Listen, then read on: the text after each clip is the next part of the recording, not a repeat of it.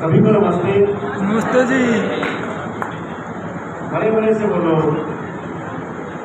मंच पर मेरे सभी ताऊ चाचा इनका स्वागत है। राजेंद्र सर जिन्होंने यहाँ पर फ्रेंचाइजी के लिए हमें एक विश्वास जताया कि स्टडी मंत्रा का कंटेंट अच्छा है और मैं एक ऐसा परिचय दूंगा जिसका आपको सुनकर हैरानी भी होगी।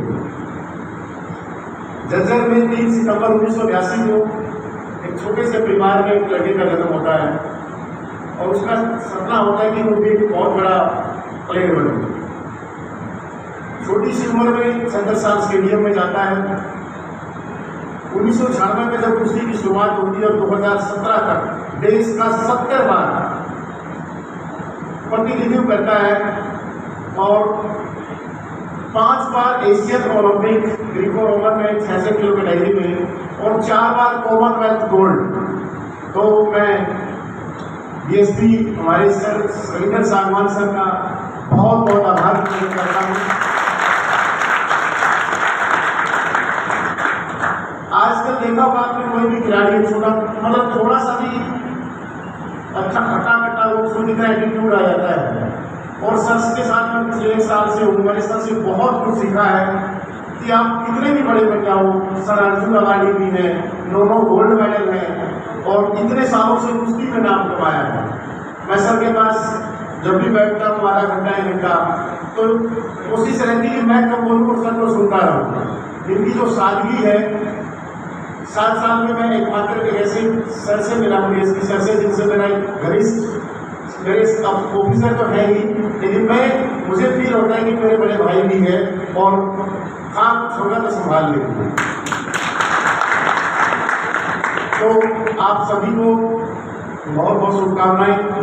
यहाँ पर नानों में स्टडी मंत्रा की ब्रांच थी तो यहाँ पर जितने भी प्रतिनिधि बैठे हैं, चेयरमैन सर बैठे हैं, नारनौल के मौजूद व्यक्ति बैठे हैं, नारनौल की लगभग पार्षद सर सारे मतलब लोग कहने का कि गामा कागरा पंचायती लोग तो आपको विश्वास दिलाता हूँ कि ये जो कोचिंग हम खोलने जा रहे हैं ये कोई बिजनेस नहीं है।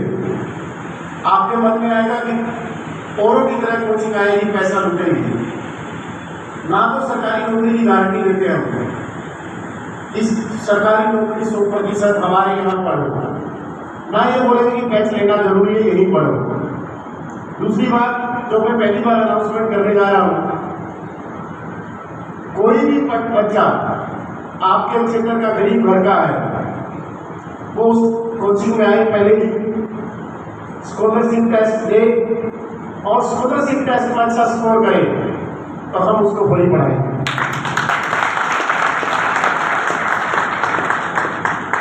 कोई प्रतिनिधि आपका नारनौल के आसपास बहुत बड़े बड़े गांव हैं, तो नारनौल खुद भी अच्छा कस्बा है।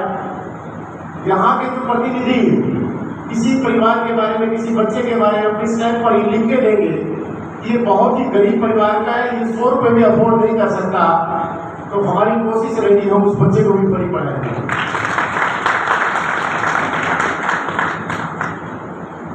जो बच्चे बैठे हैं वो यूट्यूब के माध्यम से मुझे जानते भी होंगे।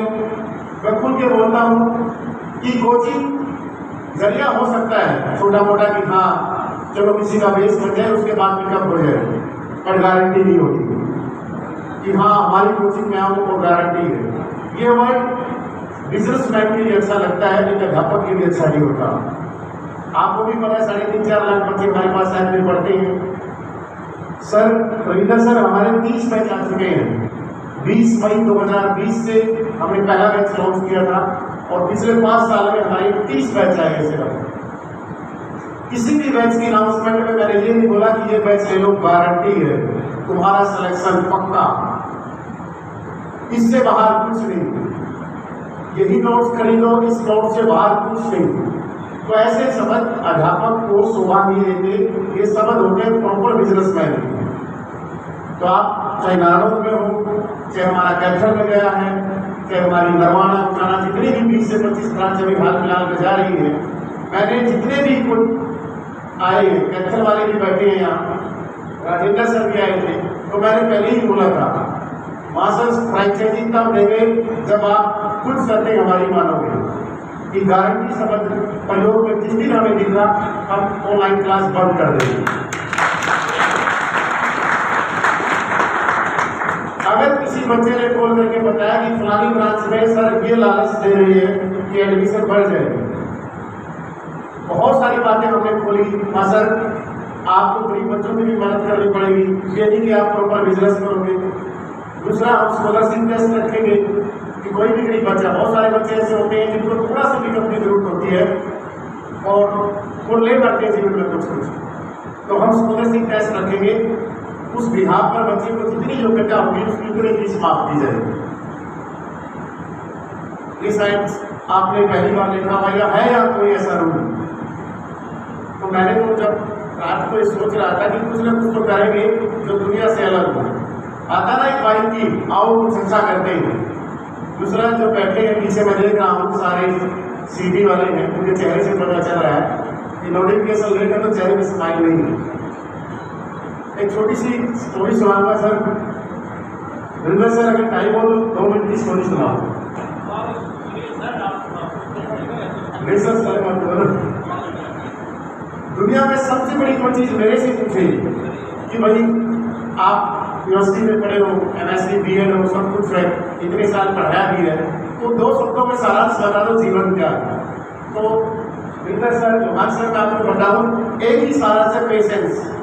जिसके पास धैर्य है वो जीवन में कुछ भी प्राप्त कर सकता है। दूसरा, नेक नीति होनी चाहिए, शब्दों में स्पष्टता होनी चाहिए, ईमानदारी होनी चाहिए, खुद के साथ भी, समाज के साथ भी और अपने परिवार के प्रति भी। इन सब में पेशेंस सबसे जरूरी है। हमारा 1 महीने नोटिफिकेशन भी आया, 1 साल सिलेक्शन हुआ, हमने छोड़ दी और हम मोटिवेशन वीडियो ढूंढते रहते हैं। हमारे मोटिवेशन हमारे चारों ओर बैठे हैं, आपके चारों ओर बैठे हैं।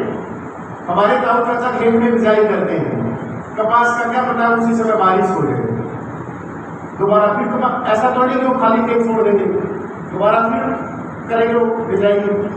हो सकता है तीसरी बार भी बिजाई करनी पड़ेगी, कई बार फसल भी खराब हो जाती है, लेकिन कितना मेंटली स्ट्रॉन्ग होता होगा अपना वो ताऊ चाचा जो खेत में काम करता है। ना तो यूट्यूब पे मोटिवेशन लेक्चर देखता, ना वो किताबें पढ़ता, कहाँ से सीखता है, जीवन से सीखता है। और हमारा यहाँ 1 साल सिलेक्शन नहीं हुआ, किताबें देव इधर से उधर फेंक, चलो नहीं होना। सबसे बड़ा एग्जाम्पल है कर्ली टोकस, सभी ने सुना होगा नाम। सर, कर्ली टोकस एक शूटिंग प्लेयर था, निशानेबाज था टर्की का। सर वो बहुत गजब का निशानेबाज था। 1935 के आसपास सर वो तैयारी कर रहा था, अभी सेकंड वर्ल्ड वार शुरू हो जाता है, तो ओलंपिक का उसका सपना चलना शुरू हो जाता है। सर वो कोशिश करता है कि जब दोबारा हो गया फिर प्रैक्टिस करूंगा। 1938 में सर जिस हाथ से उसने बचपन से प्रैक्टिस करते हैं, सर वो आर्मी में था, आर्मी में ग्रेनेड पड़ने से वो हाथ गया सर उसका।